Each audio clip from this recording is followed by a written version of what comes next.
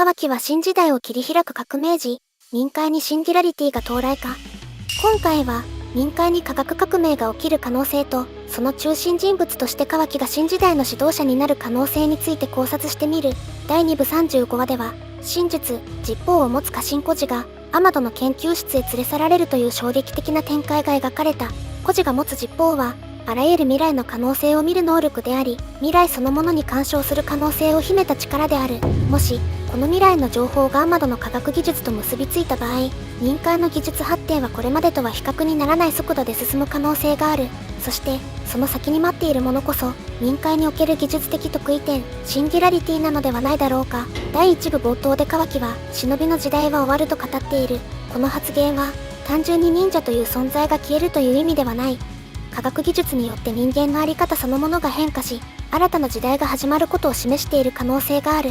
今回は、実法、アマドの科学技術、カワキの思想、そして大筒木芝居の存在から、ボルト世界に訪れる可能性があるシンギュラリティについて考えていく。このチャンネルでは、ナルトやボルトを他にはない視点で深掘りしていきます。新たな発見や面白さにつながると思いますのでぜひチャンネル登録をお願いします。まず、アマドが孤児を連れ去った意味について考えていきたい。家臣孤児はもともと、カラのリーダーである次元、つまり大筒木一式を倒すために作られた存在だった。一式復活という目的を達成した時点で、本来なら孤児の役割は終わっていたはずである。しかし、一式との戦いで追い詰められた孤児は、そこで未知の力を発現する。それが真実、実法である。実法とは、あらゆる未来の可能性を見る能力である。孤児は未来を見ることで、自分自身の本当の役割を理解し、戦場から離脱した。この時、アマドは孤児が死亡したと思っていた。しかし実際には、孤児は生存しており、未来の情報を利用しながらボルトを導く存在となっていた。ここで重要なのは、孤児の存在自体がアマドにとって想定外だったという点である。アマドほど未来を計算して行動する人物であっても、実法によって生まれた未来の変化を完全には把握できなかった。つまり実法は未来を見る力であると同時に未来そのものを変化させる力でもある。そして現在、アマドはその実法を手に入れようとしている。アマドが孤児の存在に気づいた理由は、孤児が使用していた化学忍具、ガマ古文である。このガマ古文はもともとアマドが開発したものであり、アマドはその視界や音声を利用することで、孤児の生存と実法の発現にたどり着いた。さらに、人真珠、マムシとの戦闘後、アマドは巻物メモリを孤児に渡すことを試みる。孤児はそのメモリにカワキが仕込まれていたことに気づかず、結果的にアマドによってカワキと共に研究室へ口寄せされることとなった。この出来事によって、アマドはついに未来を見る力へアクセスできる可能性を手に入れたのである。では、未来を見る力を科学者であるアマドが手にした場合、何が起きるのだろうか。その答えは、科学技術の爆発的な発展である。現実世界において、科学技術は研究と試行錯誤の積み重ねによって発展している。科学者は現在の知識をもとに、未来の技術を予測しながら研究を進めている。しかし、もし未来の技術を直接知ることができれば、その過程は大きく変化する。未来の発明を現在に持ち込むことが可能になるからである。つまり実法は未来を見る能力であると同時に、文明の進化速度そのものを変える可能性を秘めている。ここで注目したいのが、得意点という言葉である。現実世界における技術的得意点、つまりシンギュラリティとは、人工知能が人間の知能を超え、その後の技術進化が予測不能になる転換点を意味する。一方、ボルトにおける得意点とは、未来の情報を大量に受け取ったことで、文明に大きな影響を与える存在を意味している。一見すると別の概念に見えるが、両者には共通点がある。それは、未来を左右するほどの情報や能力を得た存在であるという点。技術的得意点では、人工知能が未来を変える。ボルトの得意点では、未来の情報を得た人物が未来を壊し、予測を困難にさせる。どちらも、これまでの世界の流れが通用しなくなる転換点なのである。そして現在、最もその条件に近い人物こそアマドである。アマドはすでに、現代の民間のものとは思えないほど高度な科学技術を持っている。改造人間の作成、科学忍具による能力拡張、失われた真実、カーマの復元、生命そのものを操作する技術。これらは、現実世界で語られるトランスヒューマニズムにも近い。もし、そこに未来の情報まで加われば、アマドの科学技術はさらに加速度的に発展する可能性がある。そして、その技術の恩恵を最も受ける存在がカワキである。ここまで、実法による未来の情報が民間の技術発展を加速させる可能性について考えてきた。民界は間もなくシンギュラリティに到達し、科学革命が起こるだろう。では、その科学革命の中心となる人物は誰なのだろうか。個人的には、その存在こそカワキなのではないかと考えている。なぜなら、カワキはすでに人間が科学技術によって進化する未来を体現している存在だからである。カワキは幼少期、カラによって大筒木一式の器として選ばれ、身体を改造された。その結果、彼の肉体には科学人具が組み込まれ、人間の限界を大きく超えた能力を持つようになった。さらに現在では、アマドによってカーマの力を復元され、通常の忍びとは異なる方法で強大な力を得ている。ここで重要なのは、カワキが修行によって強くなった存在ではないという点である。肉体を鍛えるのではなく、科学技術によって自身の身体を拡張する。これは、現実世界で語られるトランスヒューマニズムの思想と非常に近い。トランスヒューマニズムとは、科学技術によって人間の身体能力、知能、寿命などを向上させ、人類の限界を超えようとする思想である。例えば、人工知能による知能拡張、機械との融合、遺伝子改良、身体機能の強化などが、その代表的な考え方である。未来学者レイ・カーツワイルは、シンギュラリティ以降の未来において、人間は科学技術と融合し、現在の人類とは異なる存在へ進化すると予測している。つまり、未来の人類は自然に与えられた身体を受け入れるのではなく、自らの意志で自身を改変する存在になる可能性がある。この考え方をボルトの世界に当てはめるならば、カワキはまさにその先駆けとなる存在なのである。しかし、カワキが科学を求める理由は、単純な力への欲望ではない。カワキは大切な人を守るために力を求めている。彼の根底にある願いは、もう誰も犠牲にしたくないというものだ。忍びの世界では、これまで多くの者が大切なものを守るために命を懸けてきた。第4次任海大戦でも、多くの忍びが仲間や故郷を守るために戦った。しかし、カワキから見れば、それはあまりにも非合理的な方法である。なぜ守るために、守りたい本人が傷つかなければならないのか。なぜ強くなるために、長い修行や危険な任務を繰り返さなければならないのか。カワキは、忍びが抱えてきた自己犠牲の構造そのものに疑問を抱いているのである。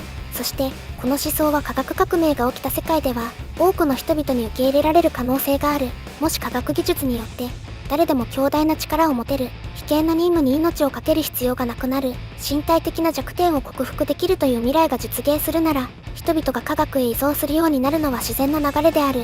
現実世界でも、技術革新によって人々の生活様式は大きく変化してきた。かつて人間が手作業で行っていたことを、機械やコンピュータが代替するようになった。同じようにボルトの世界でも、科学技術が忍びの役割を代替していく可能性がある。実際、第2部以降のカワキには、その兆候が描かれている。現在のカワキは、かつての忍びのように修行を積み重ねているわけではない。彼はアマドによって与えられた科学技術と大筒木の力を使って戦っている。つまりカワキ自身が科学によって強さを得る時代の象徴になっているのである。では、カワキは単なる科学革命の象徴で終わるのだろうか。個人的には、さらに大きな役割を担う可能性があると考えている。現在の木の葉では、暫定捕獲手である鹿丸が政治的に厳しい状況に置かれている。さらに、大名側では忍び里そのものの存在意義について疑問視する動きも描かれている。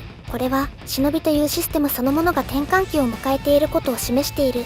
もし任海が大きな変革期に入るならば、新しい時代を象徴する人物が必要になる。そこで候補となるのがカワキである。カワキは真術、全能によって、現在の世界ではナルトの息子、つまり、ホカゲの息子と認識されている。過去のホカゲを見ても、初代ホカゲ、千住柱間は一族間の争いを終わらせた存在。4代目ホカゲ、波風湊は木の葉の英雄。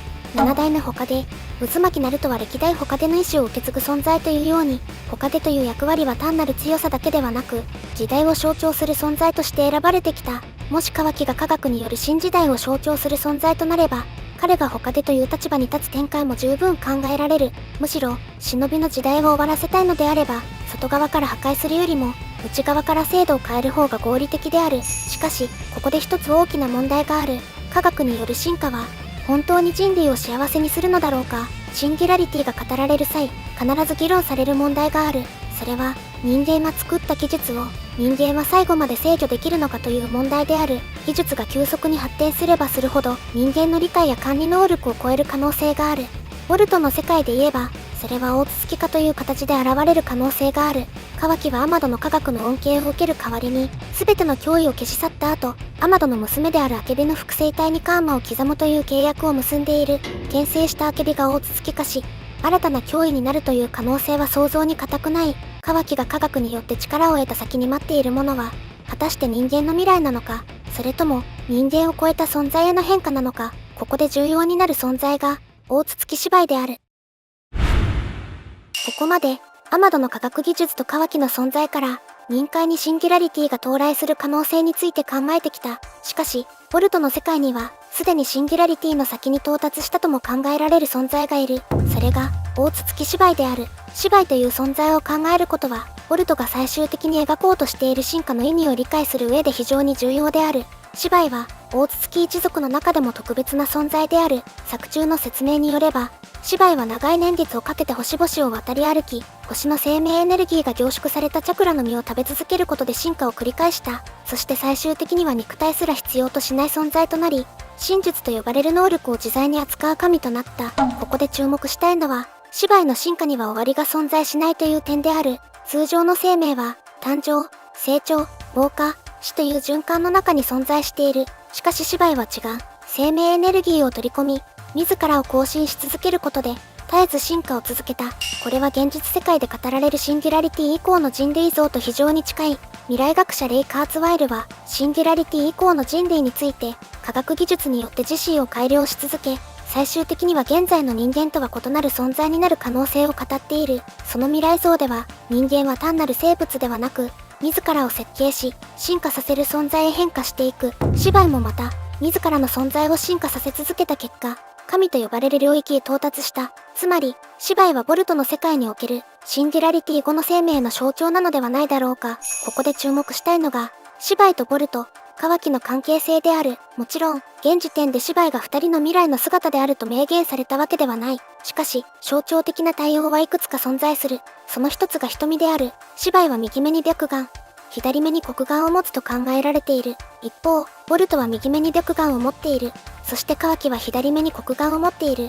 この対応を意図的なものとして考えるならば、芝居はボルトとカワキが別々に持っている要素を統合した存在とも解釈できる。また、芝居という名前についても興味深い考察が存在する。日本語では芝居という言葉は芝居を連想させる。さらに、中国語表記の中には芝居と表記される場合もある。もちろん、これが池本先生による意図なのかは現時点では確定していない。しかし、もし芝居が物語を外側から見る存在として描かれているならば、非常に意味深な名前になる。普通の人間の未来の一部分しか見ることができないのに対し、神となった存在は世界全体を俯瞰する。それはまるで、物語の登場人物ではなく、物語そのものを見る存在である。この考え方は、ボルトとカワキの言葉ともつながる。二人はそれぞれ、これは俺の物語だという趣旨の発言をしている。この言葉は、単なる主人公宣言ではない、自分自身で未来を選択するという意思表示にも見える。ボルトでは、未来を知ることが重要なテーマになっている。実法によって未来を見る孤児、全能によって世界の認識を書き換えるエイダ、そして未来を超越した存在とも考えられる芝居。これらは全て未来を知る者が未来をどう扱うのかという問題につながっている。そしてここでボルトとカワキの違いが明確になる。カワキは未来の悲劇を防ぐために力によって未来そのものを変えようとしている。彼の考え方は非常に合理的である。脅威が存在するなら排除する。犠牲が必要なら自分が背負う不確定な未来を自分の力で管理しようとする。これはある意味では科学的な思想にも近い未知の問題を分析し制御可能なものへ変えるという考え方だからである。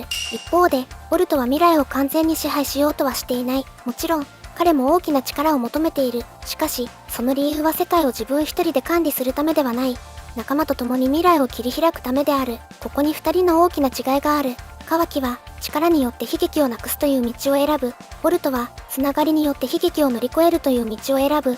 つまりボルトとカワキは芝居へ向かう二つの進化の可能性を示しているのかもしれない。カワキは科学によって人間の限界を超える未来。